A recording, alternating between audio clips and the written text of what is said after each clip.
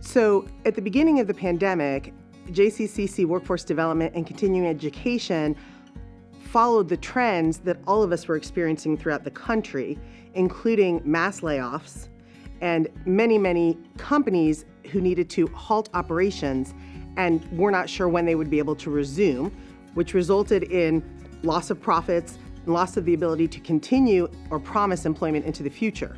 Our Workforce Development and Continuing Education branch identified that we needed to do something about that, and we started searching for a way to be of assistance to the community in this crisis, and very quickly one of those opportunities appeared.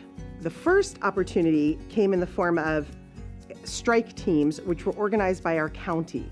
The county received CARES Act funding, like most counties did, and the county determined that $35 million of those funds would be dedicated to the community. But they wanted to know from the community how to use those funds. So fairly quickly, the county decided to hold the strike teams. We were at the table, and as were about 60 other partners and resources throughout the county. Among them was our workforce board, as well as KU Lifelong Learning at the KU Edwards campus, which is right down the street from us.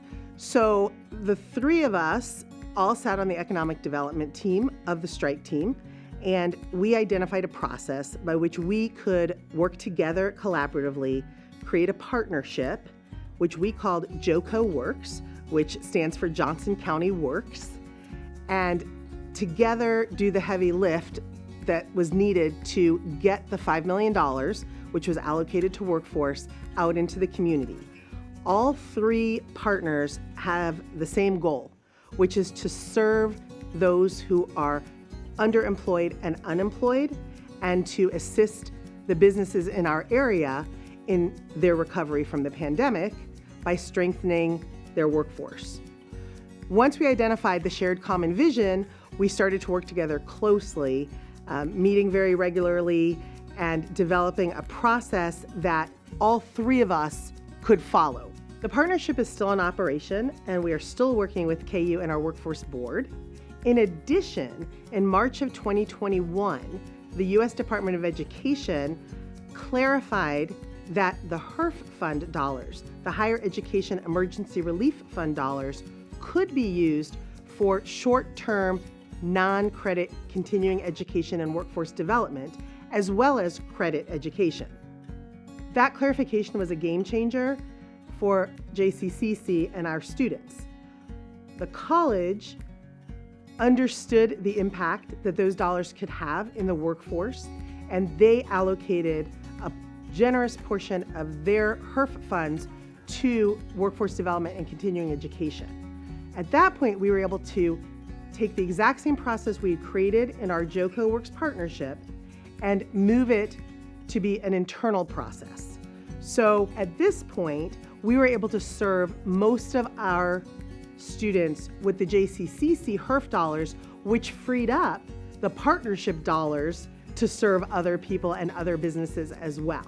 Our parameters for the project are exactly the same parameters that we established with our workforce partners in the original partnership.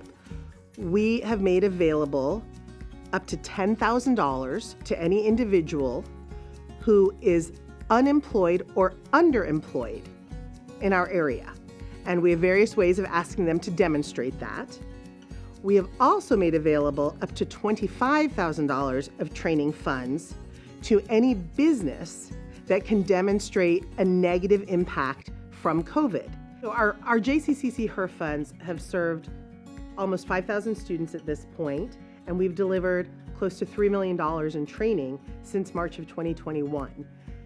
The recipients of this funding are a wide array of individuals and businesses. One very appreciative student shared his story with us. He had been in an accounting job for 25 years. He had never completed college, but when he started that job 25 years ago, the college degree was not required. He found himself laid off during the pandemic, and he is in his late 50s. He found out about the opportunity, and he signed up for numerous courses. He was very diligent. He approached it like work. Because he didn't have work to go to every day, he took a lot of time taking these courses. and he worked his way through his Six Sigma green belt. He eventually was employed, and in fact, his employer explained to him upon making the offer that the reason they chose him is because he had used his time so wisely during his unemployment, and specifically, they were very pleased that he had received his green belt in Six Sigma.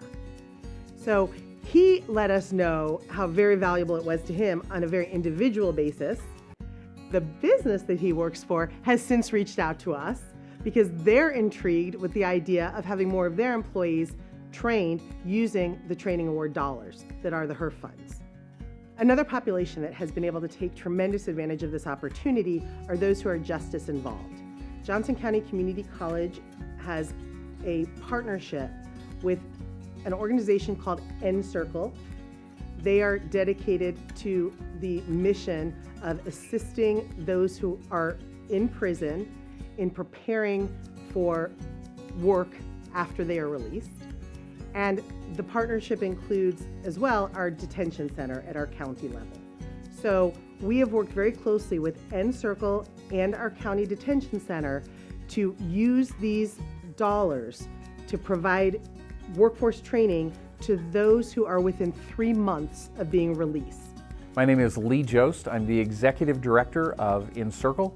We're a nonprofit that operates in Johnson County, Kansas, and really serves a lot of the metro area. And we provide training and life skills for folks that are coming out of incarceration. One of the benefits of working with continuing education at Johnson County Community College is the ability for us to actually build custom contracts. So we're able to work with employers to find out what skills our folks need, and then work with the community college to build programs that actually fit the need of employers in our community. One of the benefits of the CARES funds that have come in through Johnson County Community College, part of it is paying for tuition and certifications and things that help get people employment ready. But after 10 years of incarceration, we have folks that don't have steel-toed boots, they don't have bib overalls, they don't even have some of the basic necessities that they need to be work ready. They don't have tools. And so because those CARES funds actually cover student supports, we were able to purchase for students steel-toed boots, tools to get ready for work, construction tools, auto tech tools, things that have helped them actually go into the workplace and have not only the soft skills, those job-ready skills, but also the equipment necessary for employment and for being stably employed once they get to the workplace. So through the opportunity with CE CARES, as well as the work that the community college has done with us since 2019, we've been able to serve over 120 students and provide over 250 different certificates or certifications for those students. One example is in the construction class, they get the basics of construction certificate from Johnson County Community College, but we also enroll those students in OSHA 10 for construction. So they come out with 2 certificates from that one class. But thanks to the way that the community college has built those programs, we're able to provide more certificates within that setting so that students are workplace ready. One of the takeaways from this experience working with Johnson County Community College during coronavirus has been our ability to expand and serve more students. Not only serve with education and training, but also serve with those soft supports, professional workwear and support for housing, or other ways that those coronavirus funds have been used to help our clients be stable when they head out to the workforce. Another takeaway from our work with Johnson County Community College has been their ability to take this large organization and behave really small. They've connected with employers as well as the folks that we serve, and they've been able to skill up those at-risk individuals and get them ready for the workplace. This partnership has helped us to fill a gap in the workforce in our community. I believe there are other gaps, and there are other opportunities out there for us to work with industry and work with companies in our community to figure out and identify the gaps in their need, and for us to take a ready workforce and skill them up to fit that gap. So this opportunity has taught us a lot internally. We have really benefited as much as our students have. For example, it really illustrated the importance to us of having a seat at the table. We went out of our way to be on that strike team, and it resulted in 5,000 people receiving workforce training. The other innovation that this has created, it's a pre-innovation, is an awareness of the pathways that need to become stronger between non-credit and credit. We are seeing many people enter the college on the continuing ed side of the world in need of a job immediately, but in need of much more training, hopefully on the credit side in the future.